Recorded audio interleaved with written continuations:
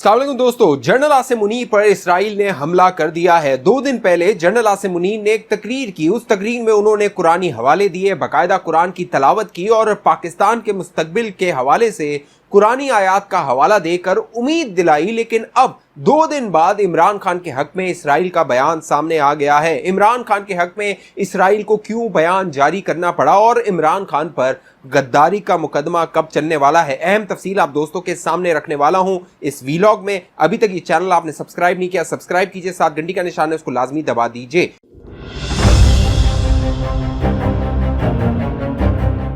दोस्तों मामला ये है, 2 दिन पहले कन्वेंशन सेंटर इस्लामाबाद में एक तकरीब हुई ग्रीन पाकिस्तान के हवाले से और इस तकरीब के दौरान जनरल आसिम मुनीर ने खिताब किया। इस खिताब में जनरल आसिम मुनीर ने बाकायदा पाकिस्तान में जो कुदरती वसाइल है और पाकिस्तान के अंदर जो पोटेंशियल है उसको उजागर किया और बताया कि पाकिस्तान अगले 1 साल में क्या कुछ कर सकता है अगर मामलात को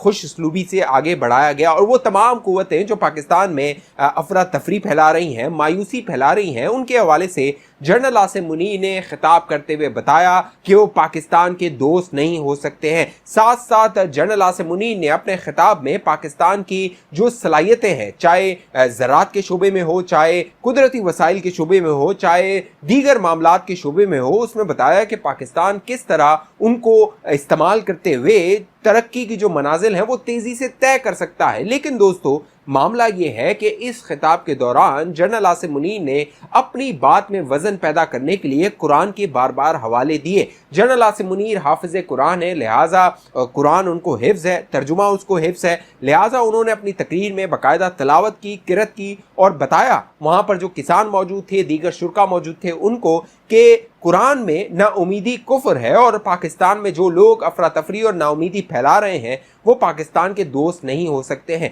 जनरल आसिम मुनीर का जो बराह रास्त इशारा था वो तहरीक इंसाफ और ख़ास तौर पे इमरान खान था, क्योंकि पिछले 15 माह में इमरान खान ने पाकिस्तान में जो इंतशार पैदा किया और जिस तरह पहले अमरीकी साजिश का सहारा लेके पाकिस्तान को अदम इस्तेहकाम का शिकार किया, उसके बाद उस जो कह लीजिए साजिशी कहानी थी उससे वो मुकर गया, पीछे चला गया, फिर अमरीकी लॉबिंग फर्म हायर करते हुए अमरीका की मदद हासिल करके पाकिस्तान की रियासत और फौज के खिलाफ बयानात दागे गए। अब मामला ये है दोस्तों, इमरान खान जिस तरह लॉबिंग कर रहा है, पहले अमेरिका का सहारा लिया गया, उसकी मदद ली गई, वहां से बयानात दिलवाए गए पाकिस्तान पर दबाव डालने के लिए। अब इसराइल कूद पड़ा है, मैदान में आ गया है और इमरान खान की हिमायत करने के लिए अब जेनेवा में एक ह्यूमन राइट्स कॉन्फ्रेंस हो रही थी यूनाइटेड नेशन की, अक़वाम मुत्तहिदा की। उसमें इसराइल ने दोस्तों तहरीक इंसाफ और इमरान खान की हिमायत कर दी है। पाकिस्तान की 75 साला तारीख में यह पहली बार हुआ है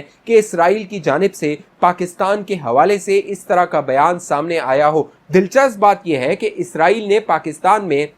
इंसानी हुकूक के हवाले से बयानात दिए हैं और इससे कबल इमरान खान 9 मई के बाद पाकिस्तान और रियासत के खिलाफ एक इंसानी हुकूक की खिलाफ वर्जी का बयानिया बनाता रहा था। और यहाँ तक इमरान खान ने इल्ज़ाम लगा दिया था कि जो तहरीक इंसाफ की 9 मई के बलवे में ख़वातीन मुलविस थी, उनको जब हिरासत में लिया गया तो इमरान खान ने ये प्रोपेगेंडा शुरू कर दिया था कि उन्हें जिनसी हिरासा किया गया, जिनसी तशद्दुद का निशाना बनाया गया। बाद में उन ख़वातीन ने रिकॉर्ड पे आके उसकी तरदीद कर दी थी। अब दोस्तों इसराइल की जानिब से ये बयान सामने आना जिसमें उसका कहना कि पाकिस्तान में जो इंसानी हुकूक की खिलाफ वर्जी हो रही है, रियासत को चाहिए, दुनिया को चाहिए कि उस जानिब तवज्जो दे और ख़ास तौर पे अक़वाम मुत्तहिदा को उस जानिब अपनी तवज्जो रखनी चाहिए। अहम बात यह है कि इसराइल वही मुल्क है जो फ़लस्तीन के साथ ज़्यादती कर रहा है, फ़लस्तीनियों के साथ, लाखों फ़लस्तीनियों के साथ ज़्यादती कर रहा है, वहाँ पर उन्हें शहीद कर रहा है और पूरी दुनिया जो इसराइल का जबर है उसके ख़िलाफ़ आवाज़ उठा रही है, मुस्लिम दुनिया उसके ख़िलाफ़ आवाज़ उठा रही है। लेकिन इसराइल खुद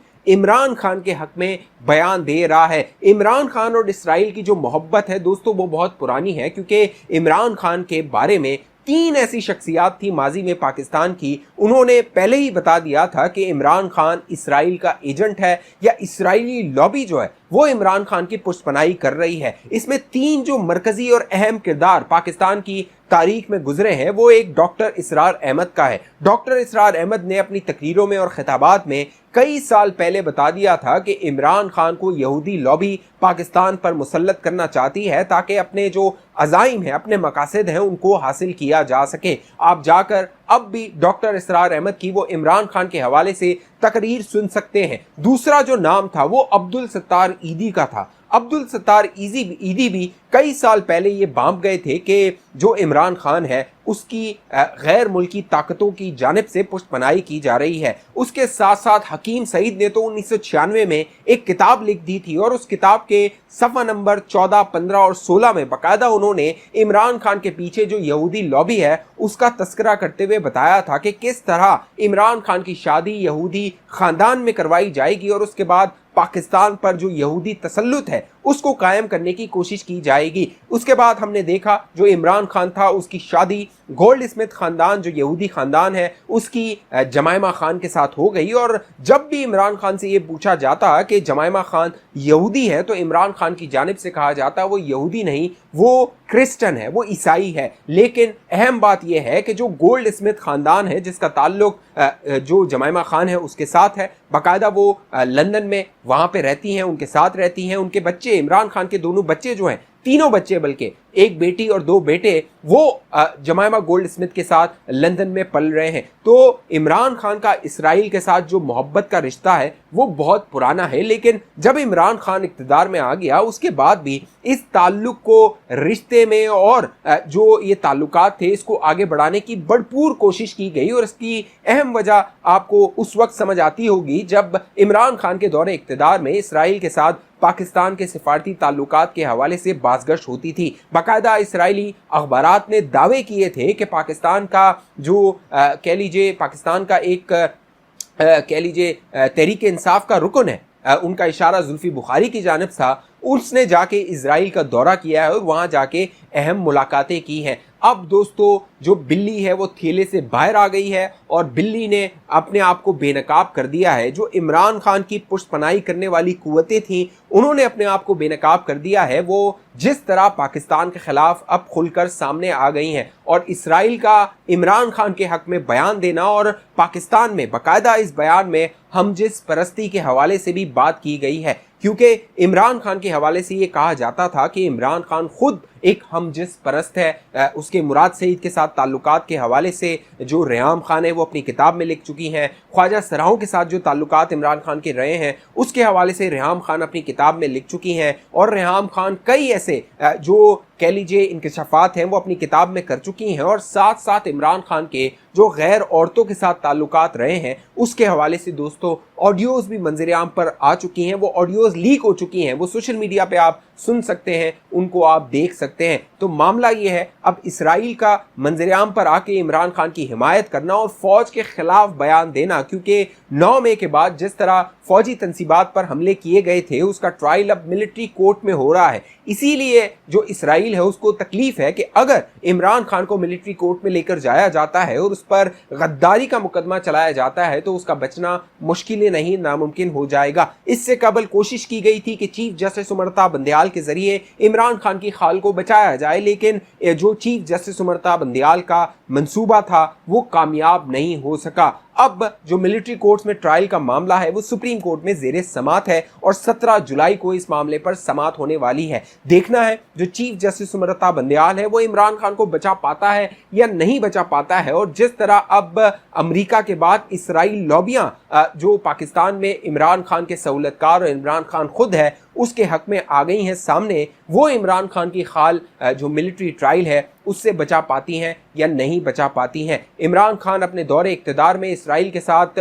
تعلقات بحال کرنے کے لیے زلفی بخاری کو استعمال کرتا رہا تھا، اور زلفی بخاری کا جو تعلق ہے بڑا گہرا تعلق ہے۔ اس حوالے سے باقاعدہ سلیم صافی اپنے کئی کالمز میں یہ انکشاف کر چکے ہیں کہ زلفی بخاری ڈائریکٹ کانٹیکٹ میں تھا جو ڈونلڈ ٹرمپ امریکہ کا صدر تھا اس کے داماد جیرڈ کوشنر کے ساتھ، جو کہ خود یہودی ہے، اس کے ساتھ جو عمران خان کا نمائندہ تھا زلفی بخاری اور ڈونلڈ ٹرمپ کا نمائندہ تھا جیرڈ کوشنر، یہ دونوں رابطے میں تھے، اور ان کی کوشش یہ تھی کہ پاکستان کی جو خارجہ پالیسی ہے اس میں تبدیلی لاتے ہوئے اسرائیل کو تسلیم کروا دیا جائے۔ لیکن پھر جو اس وقت عوامی رد عمل آیا، عوام نے انکار کر دیا اور عمران خان کو پیچھے ہٹنا پڑا تھا۔ اس حوالے سے آپ دوستوں کی جو بھی رائے نیچے کامنٹ کیجیے۔ اب تک یہ چینل آپ نے سبسکرائب نہیں کیا ضرور سبسکرائب کیجیے، 7 گھنٹی کا نشان ہے اس کو لازمی دبائیے۔ فیس بک پہ دیکھنے والے دوست ہمارے پیج کو لائک فالو کر کے اس ویڈیو کو لازمی شیئر کر دیجیے۔ اگلی ویڈیو تک مجھے اجازت دیجیے، اپنا خیال رکھیے گا۔ پاکستان زندہ باد۔